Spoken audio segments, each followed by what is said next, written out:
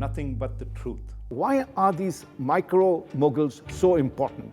Or we can call them the mighty minis. Let me give you some facts. India has 66 million micro units, which account for 99% of the MSME sector. Now, MSME stands for micro, small, medium enterprises, and together, these MSMEs employ 244 million people. Now, if you wrap your mind around that, that is close to 50% of the total Indian workforce. Micro units, the micro entrepreneurs, provide jobs to 222 million, or that's about 40% of India's total workforce. That central and state governments should remove the hurdles that we talked about for these micro entrepreneurs so that they can function far better. The first thing that you have to ask is, why do we have two classes of startups? One startup is in the incubator in an IIT or an IIM. They get access to venture capital and angel investment. They are nurtured, mentored, supported, and they get opportunities like in Shark Tank. Now you're talking about the other startups, and you need many, many more micro enterprises in order to generate wealth and employment in the rest of the country. These startups are undercapitalized. There is no question of any kind of support for them. If we were able to give them that kind of money, markets, and mentoring, if these three factors were there, I would say that our ability to create, to nurture these micro enterprises and create jobs in the local environment, using local resources and catering to local markets and developing the local communities, which is essentially what you require today. One of the things is access to easy credit. And the government does say they have a whole lot of schemes. What is your experience on the ground for these micro entrepreneurs? They are undercapitalized. Right. If you look at the Mudra scheme, for example, the 94% of the Mudra scheme loans have an average loan size of 75,000. Now, in 75,000, you may be able to set up something which is a livelihood based, which may be just a existential kind of an enterprise. But where are you going to build assets? How are you going to grow? How are you going to employ others? How are you going to remain sustainable, adopt technology? So first and foremost, availability of credit is hard, and availability of the right amount of credit. What did Japan do, which is known for its small-scale industries? What did they do that we can learn from? Germany, which had the Mittelstand kind of policy, which encouraged all these small industries to grow, and they actually became the global champions. If you ask exactly what some of the other countries are doing, right, there is for example, in the US, a huge respect for mentoring.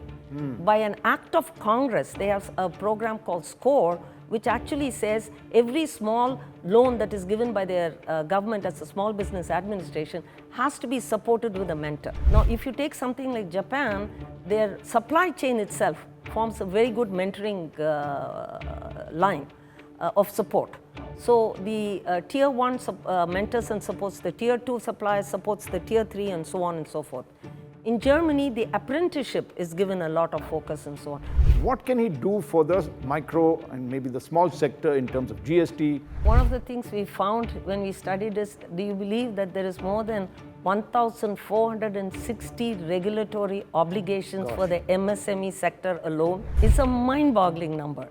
And now each enterprise spends something like 15 to 17 lakhs to figure out which of these regulations applies to them. Right. And how do we go about adopting and maneuvering around this? So, when you look at the regulations as a whole, you don't even know where to start. But let's take GST, for example. Can we again look at the startup as not necessarily requiring a GST? It doesn't matter what their size is. And then maybe in the second year, you can talk in terms of introducing GST. And then maybe by the third year, they can catch up. Hello, I'm Raj Chengappa of India Today and your host for Nothing But the Truth. This is my weekly X-ray of key issues that matter to you without holding back on the truth. When India celebrated its 78th anniversary of independence on August 15th, the country stood on the cusp of a transformative economic decade. To meet the challenges of the tariff tempest unleashed by US President Donald Trump, and the consequent realignment of global supply chains, India needs to urgently revamp its economic policies. So in this episode of Nothing But the Truth, we will dive deep into an issue that's not about billion-dollar unicorns or giant corporations. Instead, it's about the millions of micro-entrepreneurs who form the bedrock of the economy and could become our natural or national champions. These are India's unsung entrepreneurs who work on looms that you rarely see, toil in two-room factories, commute mostly on bicycles, and face severe power shortages. They convert local problems and needs into entrepreneurial opportunities, and in doing so, create millions of jobs while sustaining, and very, very vitally, India's social and economic fabric. In size, if you look at them in terms of turnover, these enterprises may seem modest, but their impact on the economy is colossal.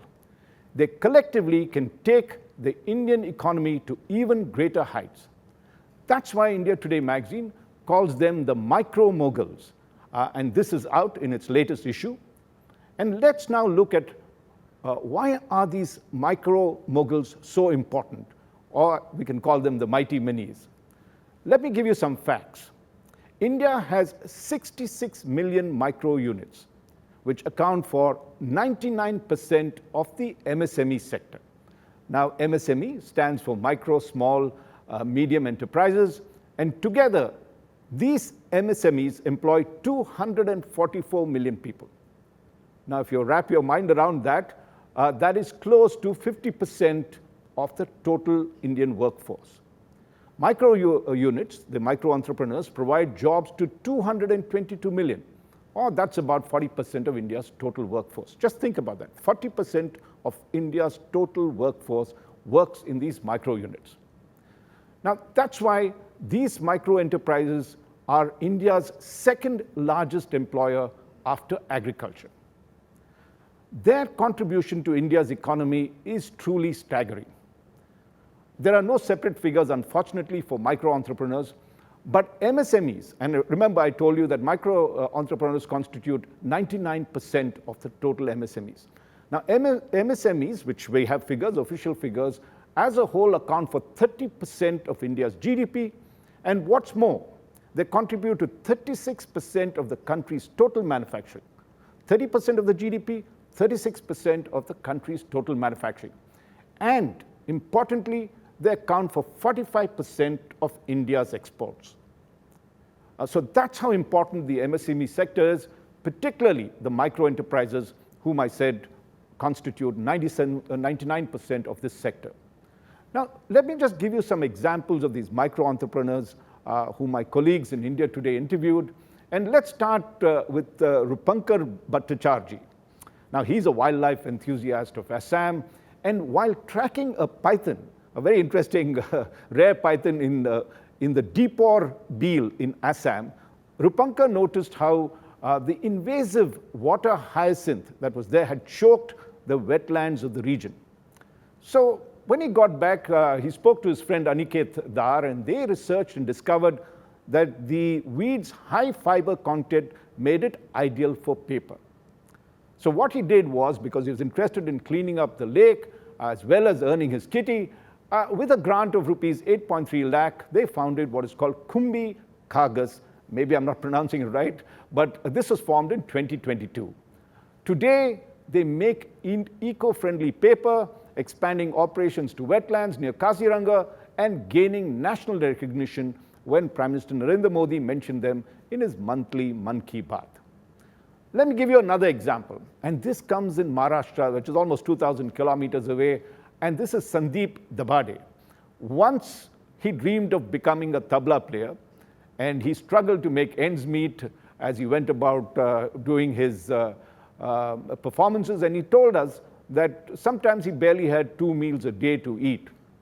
Now, therefore, he joined a packaging company and learned the ropes, and then decided that he would launch what he called EcoPack, and this was in 2019, by mortgaging his family gold. That was the big risk he took. He gave away his family gold to get some money.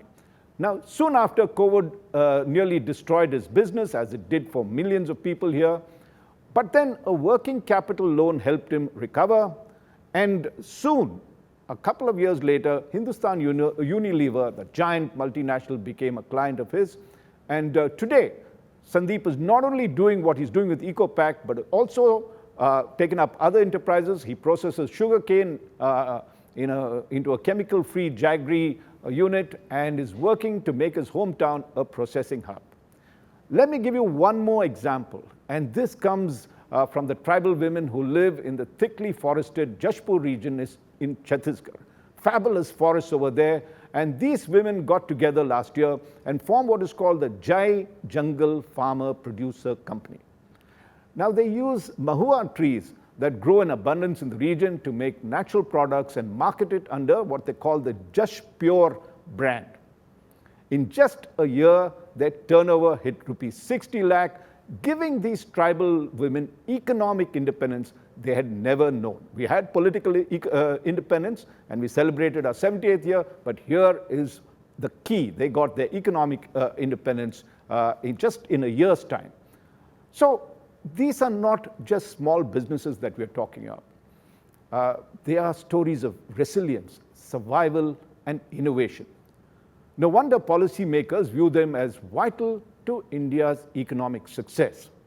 Now, I spoke to Dr. Pramod K. Mishra, who's the Principal Secretary to the Prime Minister, and he told me the central government sees MSMEs as the crucial drivers of sustainable growth, innovation, and inclusive development, and most importantly, they are integral to achieving Viksit Bharat by 2047.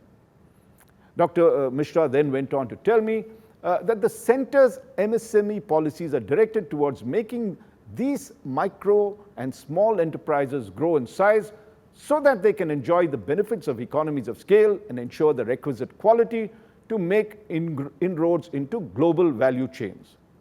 So essentially, he says their policies or the central government's policies are designed to empower them so they can move from local champions to global players. Now, recognizing their importance, the Modi government in the past decade or so has rolled out a series of schemes to give them access to easy credit. This April, the Modi government revised the MSME classification so that micro-entrepreneurs could benefit better from the centre's Credit Guarantee Scheme, or CGS. The turnover for eligibility for micro units was doubled from rupees 5 crore to rupees 10 crore, and for small industries from rupees 50 crore to 100 crore. So these were designed to ensure that they could get the benefits even as their turnover increased and therefore increase their size. Under the revised credit guarantee scheme, these units can avail for up to rupees 1 crore collateral-free loans. That's very critical. Now, the CGS disbursements have grown tenfold in the past decade, and last year, loans worth rupees 10.5 lakh crore were disbursed to 12.2 million entrepreneurs. One more scheme before we get into other details, and this is the Prime Minister's or PM Mudra scheme, which you all possibly have heard about, which essentially focuses on first-generation micro-entrepreneurs, especially women. And loans are given up to rupees 20 lakh. Now, the Mudra scheme has disbursed, according to government figures, over rupees 34.5 lakh crore to 538 million individuals in the past decade. That's 500 million people given a chance to start or grow their businesses. However, there is a flip side. Despite these successes, the path of micro-entrepreneurs is certainly not easy. They have to fight a jungle of regulatory constraints and bureaucratic hurdles. A recent survey by the Small Industries Development Board of India, or SIDBI, showed that micro-entrepreneurs face major roadblocks like inadequate access to affordable capital, weak infrastructure, especially in tier 3 and tier 4 cities, lack of skilled labor, and slow adoption of technology. So what should the central and state governments do to remove these roadblocks and ensure that micro-entrepreneurs attain their full potential and become not just local champions, but global champions? To give us a blueprint, we have a top expert with us, and I'm delighted to welcome at this stage Lakshmi Venkatesan, founder and managing trustee of the Bharat Yuva Shakti Trust. Now, Lakshmi has been involved in boosting micro and small industries for more than 3 decades now, very distinguished. And so, Lakshmi, welcome to Nothing But the Truth. Let's get into the key issue that is there, which is that central and state governments should remove the hurdles that we talked about for these micro entrepreneurs so that they can function far better. And let's start with that particular question. What are your thoughts on that? First, before we start, Raj, thank you for having me here. And if you have not copyrighted, India has no copyright on Micromoguls. May I borrow that? Because I think it's a fantastic word.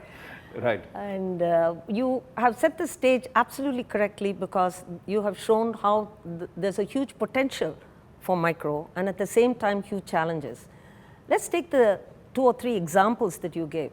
In each of them, you would find that these micro enterprises were at least fortunate enough to have access to a family gold that they could serve as collateral.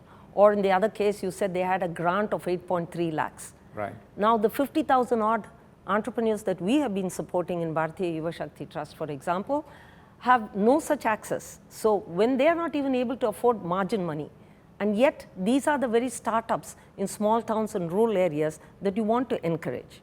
So, let us talk about these very MSMEs and the micros that we are talking about amongst them, which, as you say, is 99%.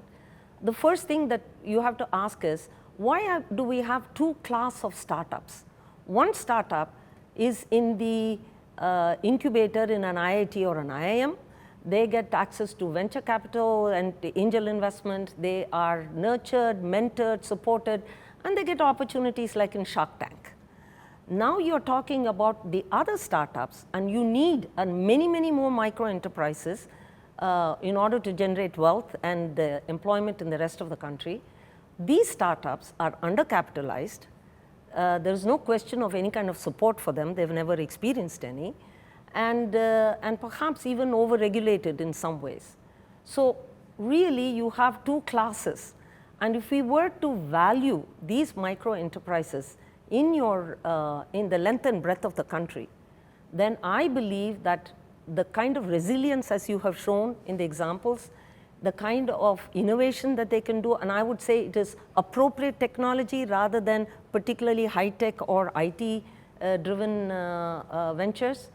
If we were able to give them that kind of money, markets, and mentoring, if these 3 factors were there, I would say that our ability to create, to nurture these micro enterprises and create jobs in the local environment, using local resources and catering to local markets and developing the local communities, which is essentially what you require today if you're talking about the 2 crore young people who are coming into the workforce every year looking for jobs.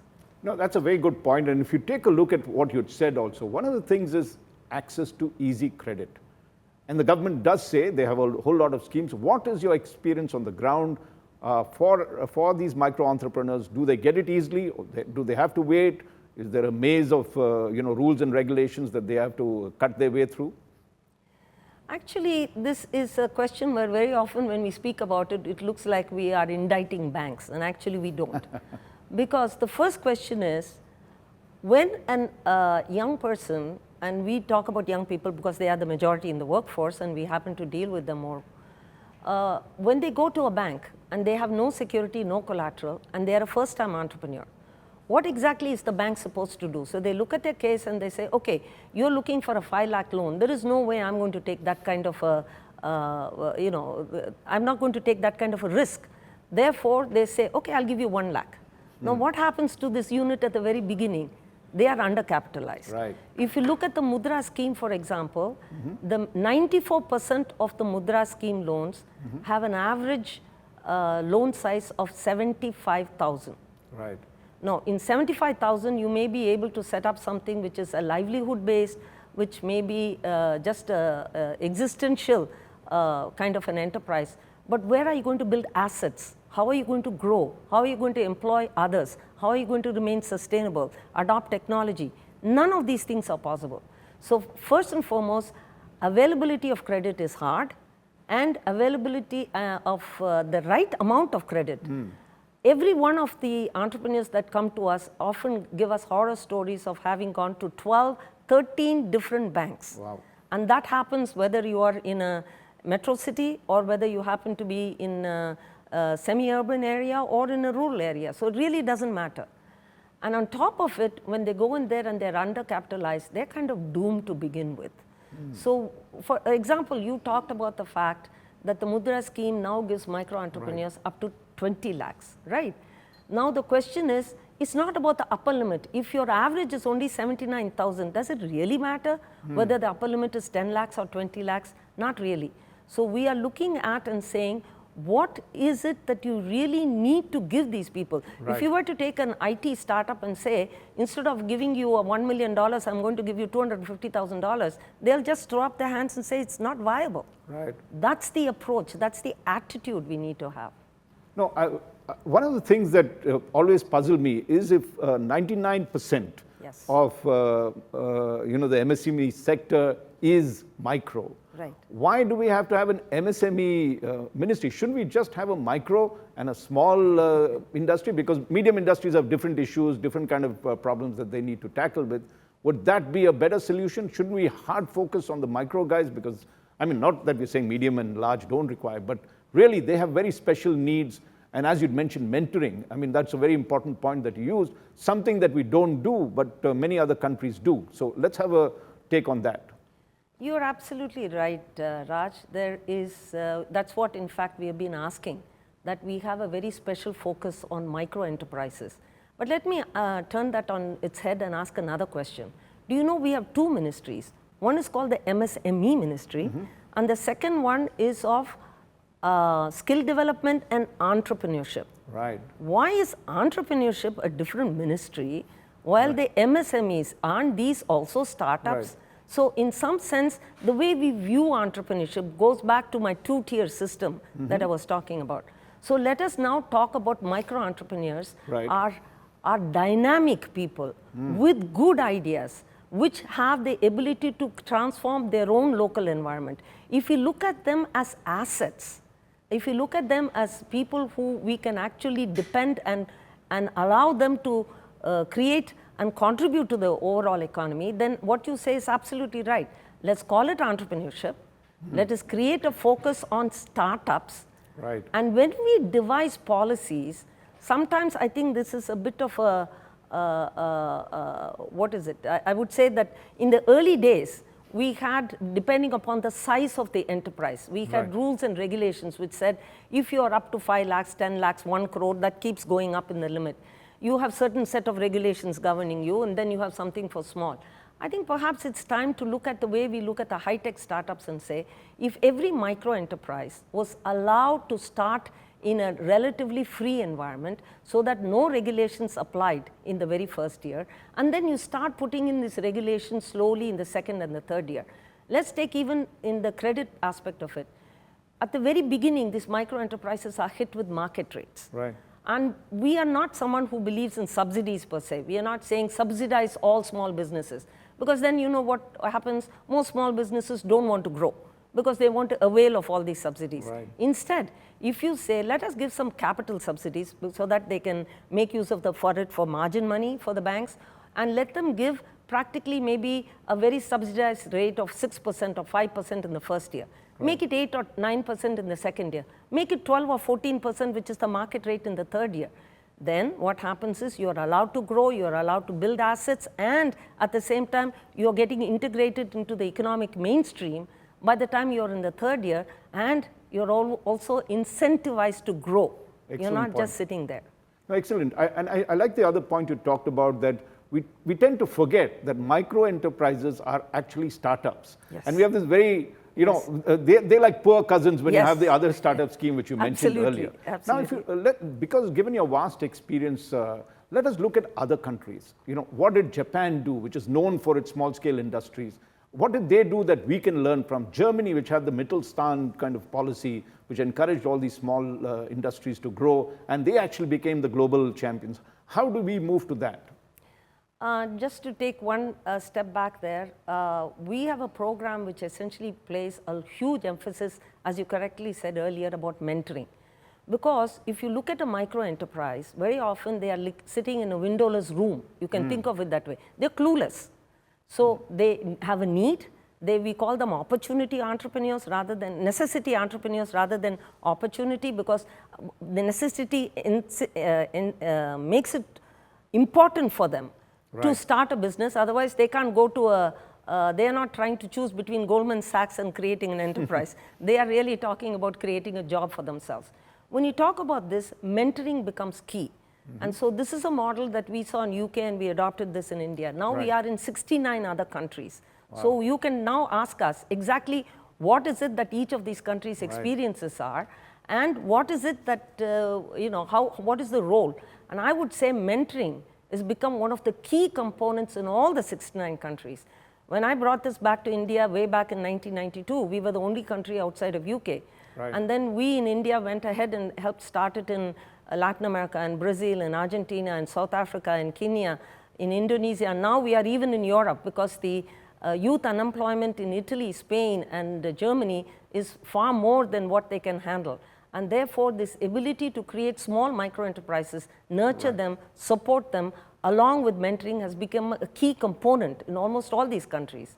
So if you ask exactly what some of the other countries are doing, there is for example, in the US, a huge respect for mentoring. By an act of Congress, they have a program called SCORE, which actually says every small loan that is given by their government as a small business administration has to be supported with a mentor. Now, if you take something like Japan, their supply chain itself forms a very good mentoring line of support. So the tier 1 mentors and supports the tier 2 suppliers, supports the tier 3, and so on and so forth. In Germany, the apprenticeship is given a lot of focus and so on. So different countries may differ, but ultimately the fundamental point that we are talking about here in the context of India is, do we realize the importance of giving them the right amount of capital, mentoring them, in other words, creating all the nurturing environment that an IIT incubator does? Why don't we have rural incubators? Why don't we have the ability to create a public-private partnership for delivering this mentoring at each of the districts? We are talking about each district, one product, right? That's one of it. This is an ideal way of doing it, where we bring the public-private partnership and the financial institutions together in order to create an ecosystem that would give as much support to the poor cousins, as you said, Raj, as it is to the startups in the high-tech environment. Excellent. One of the things we had to look at, and the Prime Minister talked of it, he said there's a Diwali gift coming, the GST reform is in process, and possibly the rates would be rationalized. What can he do for the micro and maybe the small sector in terms of GST? There's a lot of complaints about compliance. I don't know how much they really do, but what can be done since it's just a month away before the announcement comes? One of the things we found when we studied is, do you believe that there is more than 1,460 regulatory obligations for the MSME sector alone? It's a mind-boggling number. And now each enterprise spends something like 15 to 17 lakhs to figure out which of these regulations applies to them. And how do we go about adopting and maneuvering around this? So, when you look at the regulations as a whole, you don't even know where to start. But let's take GST, for example. Can we again look at the startup as not necessarily requiring a GST? It doesn't matter what their size is. And then maybe in the second year, you can talk in terms of introducing GST. And then maybe by the third year, they can catch up. Another way of looking at it is, right now you're talking about 20 lakhs for services and 40 lakhs for manufacturing. And in the Northeast, it's as little as 10 lakhs, which attracts GST. Can we think in terms of moving it up to 1.5 crores? But we are a little wary of talking about numbers, because with inflation and so on, every year these things keep going up. Better to talk in terms of incubation, better to talk in terms of time. When I start, I have a lot of problems. By the second year, I have a little bit more experience. By the third year, I better be up to, conforming with what is in the marketplace, because otherwise I'm not going to be sustainable. So give each micro enterprise the time to grow, support them during that phase, and then you can have regulations. hopefully not 1,500, but hopefully maybe 10 or 15 regulations. Another part of regulations is being transparency. Right. Very often we say, here is a website that the government or the private sector or somebody has created. All micro enterprises can come in there. But I'll tell you, you try and go and maneuver yourself and navigate during the website. Right. It is hard. Right. I cannot believe that someone sitting in Satara, Sangli, or somewhere in the outskirts of Raigada in Orissa, being able to go in there and actually figure out what is it that they are saying and how to apply. So while we say digital, right, digital literacy, access has to grow hand in hand. And that means the ability to even use these kinds of tools in order to be able to access credit or even access the market. Very good points. And let's look at the other thing in terms of infrastructure, particularly in these tier 3 and tier 4 cities or villages. What needs to be done? This is where the state government comes into operation. We talk of parks, industrial parks and everything else. What is the big change we should bring about rapidly to ensure that they get all the key infrastructure, whether electricity, land, other kinds of labor, of course, is something we can discuss subsequently, buildings, sanctions, all that? We talked about incubation and I mentioned the word rural incubators, that is one place. But let's talk about roads. Let's talk about the kind of transport that is needed. We have done a great deal of work in large, 16-lane highways and connectivity and so on and so forth, which of course is very essential. But by the time you go to local towns and roads, it becomes quite a challenge. One of our entrepreneurs recently, Yogesh, was telling us that he produces agriculture pump sprays, and it is an innovation that even has been recognized by Bill Gates in terms of how useful it is in the agri environment. Right. Now he's trying to expand and sell these agri pumps all over the country. And one of the first things is there are very few people who are willing to come to where he's manufacturing them in a small town in a local area and being able to transport it. So the very fact that he's got something which is appropriate technology, right, innovative, but he can't take it elsewhere. So local roads is a very big issue. There's another case where again the vermicompost, he's right, again producing it in a local area. And when he called Amazon, they said, no way, this is too heavy and we are not going to touch it. So how do people like this get it across? So the ability to use rail cargo at cheaper rates and the accessibility, right, through local roads becomes the local infrastructure issue. Then you talk about the digital infrastructure, right, which again, and we are very proud as a nation about the kind of leeway we have given to all the local towns and people in, right, local areas. And financial, of course, and with the UPI and everything else. With the UPI and so on and so forth. Yeah. But do you know that when we did a survey, we found less than 25% of men and less than 10% of women use digital platforms for selling. And so let's say like an ONDC, that's something that the government has come up with. Right. But their ability to penetrate the small towns and rural areas and remote locations, which is where digital is required even more. Right. That is the real challenge. And so far that has not happened. So the part about infrastructure is a very good point that you have raised, that we have to again think of this micro enterprise as job creating, wealth creating, right, opportunities who need to be supported. Excellent point. And you talked about women. Now, what is your experience in terms of women entrepreneurs and the attitude of people towards them, the banks and others? What has been, you've done a lot of work in this sector. What have you found? Kirtana, who came to us 4 years ago, had gone to 13 banks. She's one of those examples. Was turned down, came to us, got a small loan, and last year she won an international award, beating out 40 other countries. So the scope for women is very high. Another person like Panchamridam, here she is, high school dropout, and has created a tool and die machinery manufacturing company, and is absolutely a role model in her environment. But do you know, in our survey, we found that 85% of women do not get access to bank loans. That is a huge number. Yeah. And I just mentioned that only 9% of them really are using digital platforms for marketing. Right. So women have a huge potential. By nature, they are multitasking. By Correct. nature, they are problem solvers. And by nature, they are very good at listening. And therefore, when you mentor them, they actually end up doing very well. And they can grow. Most of our entrepreneurs, including the women, we have found that again, given this money, market, and mentors, which is as our mantra for the three components, are able to overcome Money, all markets, and mentors. That's a good money, one. markets, and mentors. Right. They are able to overcome a huge number of environmental challenges. But having said that, when we create something for, as you and I were talking about earlier, a separate focus on micro entrepreneurs, whether Right. it be a ministry, a department, that doesn't matter. It's not the kind of bureaucratic setup. It's how you focus on them that matters. I think women do need a special focus simply because anytime they go to a bank, very often it is always looking at, are you going to be returning a money? Are you going to have other challenges at home? Therefore, Right. are you going to drop out? So the skepticism still remains very high with women entrepreneurs.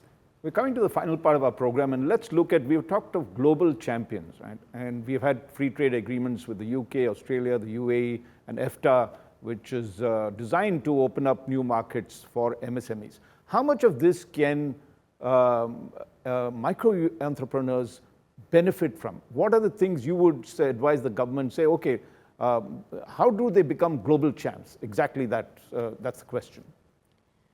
I think the biggest challenge and the sad part of it is almost all micro entrepreneurs in India are operating in isolated environments.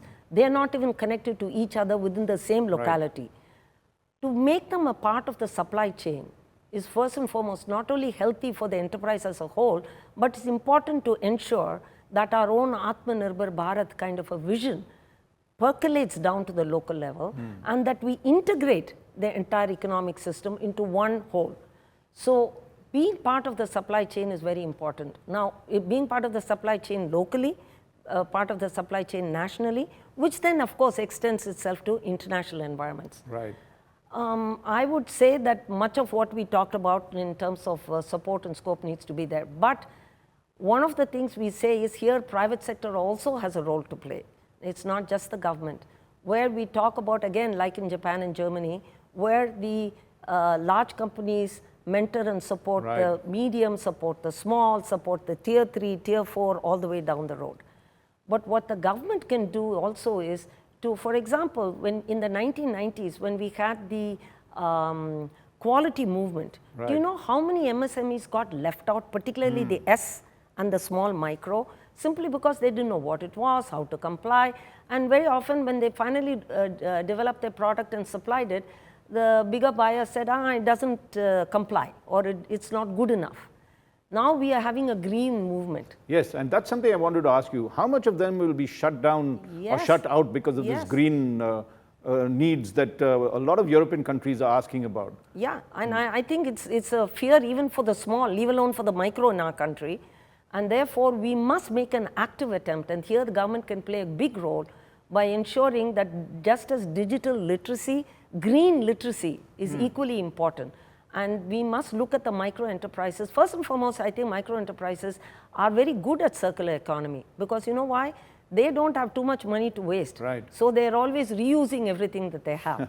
And we have many, many examples of people who have supplied solar power for an integrated way to the entire village, for the solar pump, for the agricultural pumps, for electricity, for lighting, and for heating, and a whole variety of ways. So I think we must think green. We must think green at the local level, and we must find a way of creating this movement and percolate it all the way down to the micro level.